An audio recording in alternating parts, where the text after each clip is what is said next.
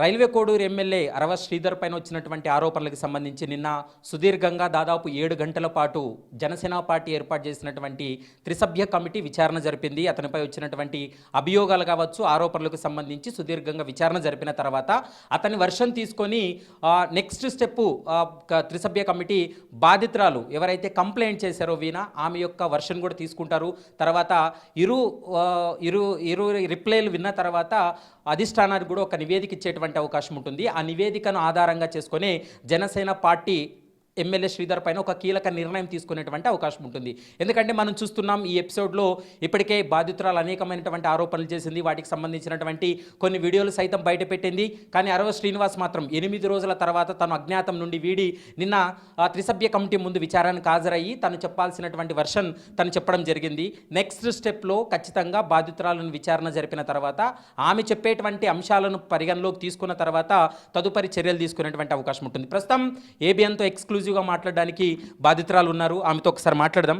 Madam చెప్పండి, ఎందుకంటే వారం రోజుల నుంచి మనం చూస్తున్నాం చాలా ఆరోపణలు రావడం జరిగింది. ముఖ్యంగా సోషల్ మీడియా వేదికగా మీ పైన కూడా చాలామంది కామెంట్స్ చేస్తున్నటువంటి పరిస్థితి ఉంది. మీ ఎపిసోడ్లో శ్రీధర్కు మీ మధ్య జరిగినటువంటి వ్యవహారంలో ఏం చెప్పాలనుకుంటున్నారు? ఎందుకంటే మీరు కూడా అన్నీ చూస్తూ ఉంటారు, సోషల్ మీడియాలో చూస్తూ ఉంటారు, కామెంట్స్ చూస్తుంటారు. కాబట్టి ఈ ఎపిసోడ్లో మీరు బాధితురాలా ఏంటి, ఏం చెప్పాలనుకుంటున్నారు? ఆబ్వియస్లీ అరవ శ్రీధర్ అనే వ్యక్తి నన్ను మోసం చేశాడు. ఎందుకు అనేసే ఇంత కమిట్మెంట్ ఇచ్చి ఎందుకు మోసం చేశాడు అన్నదే నా క్వశ్చన్. ఏదో ఒక రీజన్ ఉంటుంది, కాకపోతే నాకు చెప్పట్లేదు. సో అతను నాకు చెప్పాలి ఖచ్చితంగా, ఎందుకు ఇంత మోసం చేశావు, నీకు నిజంగా మోసం చేసే ఉద్దేశం ఉంటే నా ఫ్యామిలీని ఎందుకు టచ్ చేసావు, ఇది ఒక నైట్ మేర్లా ఉండిపోయేది కదా, నువ్వు జస్ట్ నన్ను వాడుకోవటానికి మాత్రమే చూసుంటే ఇంత చేయాల్సిన అవసరం లేదు. మొత్తం నాశనం చేసేసి ఇప్పుడు నువ్వు సైలెంట్ అయిపోతే నేనేం చెప్పాలి, నేనెవరికి చెప్పుకోవాలి?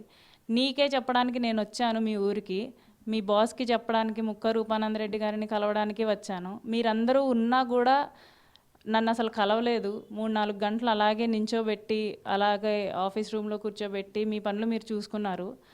ఇది మీ నెగ్లిజెన్స్. ఒక అమ్మాయికి ఇలా చేసేసి మీ పనులు మీరు చూసుకోవడం అనేది ఏమాత్రం న్యాయం కాదు. నేను న్యాయం కోసం పోరాడుతున్నాను. ఆఫ్టర్ ఆల్ ద ఎఫర్ట్స్, నేను అన్ని ఎఫర్ట్స్ పెట్టిన తర్వాతే నేను మీడియా ముందుకు వచ్చాను. శ్రీధర్ని అడగడం జరిగింది, వాళ్ళ పేరెంట్స్ని అడగడం జరిగింది. Every single person who has very close contact with Sridhar, నేను వాళ్ళందరినీ కాంటాక్ట్ అవ్వడం జరిగింది. డైరెక్ట్గా మీట్ అవ్వడానికి ప్రయత్నించడం జరిగింది. దే లిటరల్లీ రిజెక్టెడ్ మీ. నన్ను మీట్ అవ్వడానికి కూడా ఇష్టపడలేదో, మరి ఏం మీట్ అవుతాము అనేసి అనుకున్నారో వాళ్ళ వర్షన్ నాకు తెలీదు. సో అమ్మాయికి ఇలా చేసేసి మీరందరూ సైలెంట్గా ఉండడం అనేది చాలా అన్యాయం అండి. నాకు న్యాయం కావాలి ఖచ్చితంగా శ్రీధర్ విషయంలో. ఎందుకంటే 1.5 సంవత్సరం నుంచి మా ఇద్దరి మధ్య ఏం జరుగుతుందో నాకు శ్రీధర్కి తప్ప ఎవ్వరికీ తెలీదు. ఈ విషయంలో ఎంతమంది ఇన్వాల్వ్ అయినా సరే మీరు అడగాల్సింది శ్రీధర్, వీణాని మాత్రమే. ఎదురెదురుగా కూర్చోబెట్టి వాట్ ఈజ్ వాట్ అనేసి అడిగితే మాత్రమే నిజాలు బయటికి వస్తాయండి. సో ఎవరో వకాలత్ పుచ్చుకున్నట్టు శ్రీధర్ తరపున మాట్లాడటం, శ్రీధర్ అజ్ఞాతంలో ఉంటే అతని తరపు నుంచి ఇతను మాట్లాడడం, ఇదంతా కాదండి. మేము ఇద్దరమే చేసాం, ఇద్దరి ఇన్వాల్వ్మెంట్ మాత్రమే ఉంది, కానీ థర్డ్ పర్సన్ ఇన్వాల్వ్మెంట్ అయితే లేదు. సో ఇద్దరిని కూర్చోబెట్టి మాట్లాడితే వాట్ ఈజ్ వాట్ అనేది మీకు తెలుస్తుంది. అంటే శ్రీధర్ వెనుక ఉండి ఎవరు నడిపిస్తున్నారు? అంటే శ్రీధర్కు సపోర్టెడ్గా మిమ్మల్ని విడదీయడానికి కారణమైనటువంటి వ్యక్తులు ఎవరైనా ఉన్నారా? నాకు తెలిసి ముక్క రూపానంద రెడ్డి గారు నడిపిస్తున్నారు. ఫ్రమ్ ద స్టార్టింగ్ శ్రీధర్ని నడిపించేది అతనే. ఇప్పుడు మా బ్రేకప్కి కూడా కారణం అతనే అనేసి నేను భావిస్తున్నాను. లేదు అనేసి అంటే అతను కామ్గా ఉండాల్సిన అవసరం లేదు. ఎందుకంటే అంత డబ్బులు ఖర్చు పెట్టి ఎమ్మెల్యేని చేసిన అతన్ని ఇప్పుడు ఇలా ఒకటి నడుస్తుంది. సో దట్ నేను ఒక కాన్స్టిట్యుయెన్సీకి ఇన్ఛార్జ్గా ఉన్నాను, ఒక అమ్మాయికి అన్యాయం జరుగుతుంటే ప్రశ్నించాలి కదా అని చెప్పేసి ఆయనకు ఉండాలి. సో వాళ్ళందరూ కామ్గా ఉంటున్నారు. సో ఇది కూడా నేను క్వశ్చన్ చేస్తున్నాను ఎందుకు అని. ఈ ఎపిసోడ్లో శ్రీధర్కి మీ మధ్య జరిగినటువంటి వ్యవహారంలో ఎప్పుడైనా ఆయన దృష్టికి తీసుకెళ్లారా? ఇట్లా శ్రీధర్ ఇలా చేస్తున్నాడు, దీనికి మీరే ఒక పెద్ద మనిషిగా మీరు దీనికి సమాధానం చెప్పండానో లేకుంటే సెటిల్ చేయమనో మీరు ఎప్పుడైనా ఆశ్రయించడం జరిగిందా? చాలాసార్లు ఆశ్రయించానండి. అవన్నీ ఎఫర్ట్స్ పెట్టిన తర్వాతనే నేను ఇట్లా మీడియా ముందుకు వచ్చాను. ముఖ్యంగా ఇప్పుడు రాష్ట్ర ప్రభుత్వం ముఖ్యంగా ఇప్పటికే ఒకవైపు జనసేన పార్టీ కూడా త్రిసభ్య కమిటీ వేసింది. నిన్న శ్రీధర్ని 7 గంటల పాటు విచారణ జరిపింది. ఆయన చెప్తున్నాడు మీడియా ముందు, నా దగ్గర ఉన్నటువంటి ఎవిడెన్స్ను కూడా నేను త్రిసభ్య కమిటీ ముందు ప్రొడ్యూస్ చేశానని చెప్తున్నాడు. ఆయన దగ్గర ఏం ఎవిడెన్స్ ఉంటాయని మీరు భావిస్తున్నారు?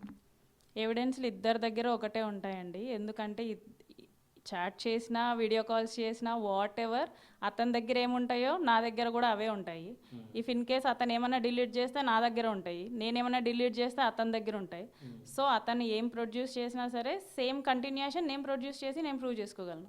ముఖ్యంగా ఇప్పుడు వీడియో కాల్స్ మాట్లాడడం కానీ, చాటింగ్ కానీ, ఈ విషయంలో మీరు వీడియో కాల్స్ రికార్డ్ చేస్తున్నారనే విషయం శ్రీధర్కి తెలుసా? తెలుసండి, అన్నీ చెప్పే చేశాను. ఇప్పుడు శ్రీధర్ దగ్గర ఉన్నటువంటి ఎవిడెన్స్లో భాగంగా అతను కూడా రికార్డ్ చేస్తున్నాడు అనే నాలెడ్జ్ మీకుందా? రికార్డ్ చేసి నాకు అప్పుడప్పుడు పంపిస్తూ ఉంటాడు. ఓకే. సో ఇప్పుడు జనసేన పార్టీకి ఈ ఎపిసోడ్ని రుద్దుతున్నారు చాలామంది, జనసేన పార్టీని నిందిస్తున్నారు.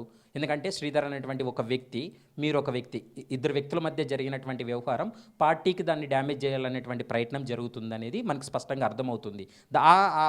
ఆ పర్టికులర్ అంశానికి సంబంధించి మీరు ఏం చెప్తారు? ప్లీజ్ ఎవ్రీవన్, జనసేన పార్టీని అసలు ఇన్వాల్వ్ చేయకండి. ఏ రాజకీయ పార్టీని కూడా ఇన్వాల్వ్ చేయకండి. ఇది శ్రీధర్ వీణ మధ్య జరిగిన ఒక పర్సనల్ ఇష్యూ. అది నాకు న్యాయం జరగట్లేదని చెప్పేసి నేను మీడియా ముందుకు వచ్చాను అంతే తప్ప ఏ పొలిటికల్ పార్టీని ఇన్వాల్వ్ చేసి వాళ్ళని అవమానించి నాకు అలాంటి మోటోస్ ఏం లేవు. I'm very clear about that. So ఇది ప్యూర్లీ పర్సనల్ అయినప్పుడు I request every Janasena member not to involve. నేను ఇది తాతంశెట్టి నాగేంద్ర గారికి చెప్తున్నాను. ఎందుకంటే ఇట్స్ ప్యూర్లీ పర్సనల్ అన్నప్పుడు వాళ్ళ పేరెంట్స్ ఎవరైనా ఇన్వాల్వ్ అయితే బాగుండేది, లేకపోతే శ్రీధర్ హిమ్సెల్ఫ్ ఇన్వాల్వ్ అయితే బాగుండేది. కాకపోతే మీరు ఒక జనసేన పార్టీ కార్యకర్త అయ్యుండి ఇది నేను జనసేన మీద రుద్దొద్దు అని చెప్పినా కూడా ఇన్వాల్వ్ అవుతున్నారంటే అతని ఆలోచనని మీకే వదిలేస్తున్నాను. ఫైనల్గా అండి, సోషల్ మీడియాలో జరుగుతున్నటువంటి పెద్ద చర్చ ఏంటంటే మీరు ఒక హస్బెండ్ ఉండగా ఒక ఎమ్మెల్యేకి మెసేజ్ పెట్టి ప్రేమాయణం నడిపించడం కరెక్టా కాదనేది ఒక పెద్ద ఎత్తున చర్చ జరుగుతుంది. మీ గురించి ఎక్కువగా నెగిటివ్గా ట్రోల్ చేస్తున్నారు. అలాంటి వారికి మీరేం చెప్పాలనుకుంటున్నారు? నేనైతే ఒక మెసేజ్ మాత్రమే చేశాను, కంగ్రాచ్యులేషన్స్ అని మెసేజ్ మాత్రమే చేశాను. అది ప్రేమాయణం అనుకోవట్లేదు, ఒక forceful involvement in my life అని నేను గట్టిగా చెప్తున్నాను. ఆ ఇన్వాల్వ్మెంట్ స్టార్ట్ చేసింది, ఆ ఫోర్స్ఫుల్ రిలేషన్షిప్లోకి నన్ను లాగింది శ్రీధరే. సో దీనికి శ్రీధర్ కూడా సమాధానం చెప్పాలి చాలా గట్టిగా. 25 crores అనేటువంటి ఎపిసోడ్లో మీరు ఇప్పటికే క్లారిటీ ఇచ్చారు, అది నా వాయిస్ కాదని మీరు చాలా సందర్భాల్లో చెప్పడం జరిగింది. కానీ ఆ 25 crores డిమాండ్ చేస్తుంది, దాంతోపాటు ఆ 25 కోట్లు ఇస్తే శ్రీధర్ అనేటువంటి వ్యక్తిని వదిలేస్తుంది, కేసు పెట్టుదు అనే చర్చ కూడా జరుగుతుంది. ఈ 25 కోట్లకు సంబంధించి ఏం చెప్పాలనుకుంటున్నారు? 25 కోట్లు కాదు కదా, నాకు అతను ఎంత ఇచ్చినా కూడా నాకు మనీ అవసరం లేదు. అండ్ నేను 25 కోట్లు అడగలేదు, అడగను కూడా. సో ఈ మనీ అలిగేషన్లో నా మీద ఏదైతే వచ్చిందో ఆ అలిగేషన్ అనేది నేను చాలా గట్టిగా కొట్టిపాడేస్తున్నాను. నేను అడగలేదు, ఆ వాయిస్ కూడా నాది కాదండి. పవన్ కళ్యాణ్ కూడా ఈ ఎపిసోడ్ని క్లోజ్గా మానిటర్ చేస్తున్నాడు. మీ అంశంలో ఏం జరిగిందో రిపోర్ట్ కూడా ఆల్రెడీ తెప్పించుకున్నాడు. మీరు మీడియాలో మాట్లాడినటువంటి అంశాలు కూడా పవన్ కళ్యాణ్ పర్సనల్గా తను ఎంక్వైరీ చేస్తున్నాడు. ఎందుకంటే తన పార్టీకి సంబంధించినటువంటి ఎమ్మెల్యే పైన వచ్చినటువంటి అభియోగాలు. ఇప్పుడు మీరు జనసేన పార్టీ చీఫ్గా ఉన్నటువంటి పవన్ కళ్యాణ్కు, డిప్యూటీ సీఎంకి ఏం చెప్పాలనుకుంటున్నారు? ఎందుకంటే ఒకవేళ త్రిసభ్య కమిటీ రిపోర్ట్లో అతని పైన ఒకవేళ వేటు వేసినా లేదా పార్టీ నుండి సస్పెండ్ చేస్తే మీరు దాంతో సాటిస్ఫై అయ్యేటువంటి అవకాశం ఉంటుందా? అది ఆ పార్టీ ఇష్టం అండి. సస్పెండ్ చేయడం, సస్పెండ్ చేయకపోవడం అనేది వాళ్ళ ఇష్టం. నేనైతే లీగల్గా ప్రొసీడ్ అవుతున్నాను. ఇది నేను ఎవరికైనా సరే, ఈవెన్ పవన్ కళ్యాణ్ గారికైనా సరే, సార్ మీరు శ్రీధర్ అనే అతను మీ పార్టీ ఎమ్మెల్యే అయి ఉండొచ్చు, నేను డైరెక్ట్ మీ డిపార్ట్మెంట్ అమ్మాయిని, పంచాయతీరాజ్ డిపార్ట్మెంట్లో పనిచేసే అమ్మాయిని. సో నా మీద కూడా దృష్టి పెట్టండి, నా వైపు నుంచి కూడా నా వాదనని వినండి దయచేసి. సో ఇద్దరి వాదనలు విన్న తర్వాత ఏది కరెక్ట్ అని చెప్పేసి మీరు క్రాస్ చెక్ చేసుకొని ఒక డెసిషన్కి వస్తే మంచిదని చెప్పేసి నా అభిప్రాయం. ఫైనల్గా అండి, ఈ మీ ఎపిసోడ్లో మిమ్మల్ని దూరం చేయడానికి కొంతమంది అమ్మాయిలు మరీ పరిచయం కావడం, లేకుంటే వాళ్ళతోటి తను ఎఫ్ఐఆర్స్ ఉన్నాయనేటువంటి అంశం వెలుగులోకి వచ్చింది. నిజంగా మీరు ఆ అంశాన్ని చూసారా? ఎప్పుడన్నా ఏమన్నా మీకు డౌట్ ఎక్కడైనా క్రియేట్ అయిందా? మిమ్మల్ని మీ నుండి విడిపోవడానికి కారణం ఇదై ఉంటుందని మీరు ఎక్కడన్నా జడ్జ్ చేసుకోగలిగారా? అమ్మాయిల విషయం అయితే నేను చూశాను, కానీ నాతో విడిపోవడానికి కారణం ఒక అమ్మాయి అనేసి నేను చెప్పలేను. సో అమ్మాయిలతో అఫైర్స్ నడపడం, అమ్మాయిల కోసం ఎంతెంతో దూరాలు వెళ్ళడం అనేవి నేను పర్సనల్లీ శ్రీధర్ నుంచి ఎక్స్పీరియన్స్ అయ్యి చాలా ఏడ్చాను. అది ఒక టోటల్ ఒక ట్రాజిడీ ఎపిసోడ్ అనమాట. కానీ విడిపోవడానికైతే ఒక అమ్మాయి కాదని చెప్పేసి నేను. కర్ణాటకలో జరిగినటువంటి ఎమ్మెల్యేలు చాలామంది పోర్న్ వీడియోలు చూస్తూ ఎమ్మెల్యేలు బయటపడ్డారు. దాని తర్వాత మన ఏపీలో ఒక ఎమ్మెల్యే ఒక లేడీతో వీడియో కాల్ మాట్లాడింది కూడా వెలుగులోకి వచ్చింది. అవన్నీ కూడా సోషల్ మీడియాలో వైరల్ అవుతున్నాయి. మా అసెంబ్లీలో మాట్లాడినటువంటి ఆ వీడియో కాల్ కావచ్చు, ఇవన్నీ దీనికి ఈ సబ్జెక్ట్ గురించి ఏం చెప్తారండి? అది అతని ఇష్టం కదండి. అసెంబ్లీలో వీడియో కాల్ చేయమని చెప్పేసి నేను ఫోర్స్ చేయను, ఎందుకంటే దే హ్యావ్ దేర్ ప్రోటోకాల్స్. అతని ఇంట్రెస్ట్ వీడియో కాల్ చేసి నాకు ఎవ్రీథింగ్ చూపించడం, లంచ్ ఏరియా ఇలా ఉంటుంది, అసెంబ్లీ ఇలా ఉంటుంది అని చెప్పేసి. ఈవెన్ బెంచ్ ఇక్కడ ఉంటే ఇక్కడ పెట్టుకొని ఫోన్ కాల్స్ చేస్తూ ఉంటాడు. సో అది అతని ఇంట్రెస్ట్ అండి.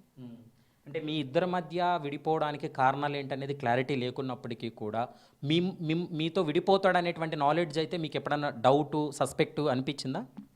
ఆ సస్పెన్షన్ ఉంది కాబట్టే నేను నా ఎవిడెన్స్లు రెడీ చేసుకోవడం జరిగింది. పెళ్లి చేసుకుంటే వెల్ అండ్ గుడ్ అనుకున్నాను. పెళ్లి చేసుకోకపోతే నేను పక్కవాడికైనా చెప్పాలి కదా, ఒక ఎమ్మెల్యే ఇలా చేశాడు అంటే ఎవరైనా నమ్ముతారా అండి? సో నా సేఫ్టీలో నేనున్నాను అనమాట. ఫైనల్గా అరవ శ్రీధర్కి ఏం చెప్పాలనుకుంటున్నారండి? మీ ఎపిసోడ్లో, మీకు జరిగినటువంటి ఎపిసోడ్లో ఆయన ఖచ్చితంగా ఏబిఎన్ చూస్తూ ఉంటాడు. ఏబిఎన్ ఇంటర్వ్యూలో మీ ఇంటర్వ్యూ అంతా చూస్తారు కాబట్టి, అరవ శ్రీధర్ అనేటువంటి వ్యక్తిని మీరు ఇప్పుడు ఎఫ్టీఎఫ్ కలవలేదు కాబట్టి అతనికి మా ఏబిఎన్ ముఖంగా ఏం చెప్పాలనుకుంటున్నారు? ఎందుకు ఇంత చేసి ఆల్ ఆఫ్ సడన్గా నన్ను వదిలేసావు? వితౌట్ ఎనీ ఇంటిమేషన్ నన్ను ఎందుకు వదిలేసావు? ఇదంతా కావాలనే చేసావా? కావాలనే చేసినప్పుడు నాకు ఇన్ని ప్రామిస్లు ఎందుకు? నాతో ఇంత రిలేషన్షిప్ నడపడం ఎందుకు? ఇన్ని ఎఫర్ట్స్ ఎందుకు? ఇన్ని ఎఫర్ట్స్ చేసి ఎందుకు వదిలేసావు? Question mark.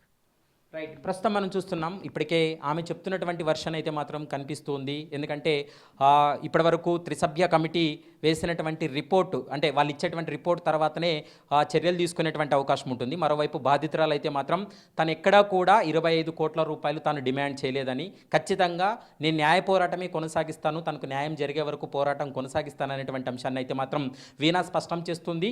మరోవైపు ఒకవేళ జనసేన పార్టీకి సంబంధించి, జనసేన పార్టీ త్రిసభ్య కమిటీ ఏదైతే ఉందో ఆ కమిటీ ఒకవేళ విచారణకు ఆదేశిస్తే ఖచ్చితంగా తాను కూడా వెళ్ళి ఆ అంశాలన్నింటినీ కూడా త్రిసభ్య కమిటీ ముందు నేను వెల్లడిస్తాననేటువంటి అంశాన్ని అయితే మాత్రం స్పష్టం చేస్తుంది. వీడియో జర్నలిస్ట్ చరణ్తో ప్రవీణ్ కలవల, ఏబిఎన్ ఆంధ్రజ్యోతి, హైదరాబాద్.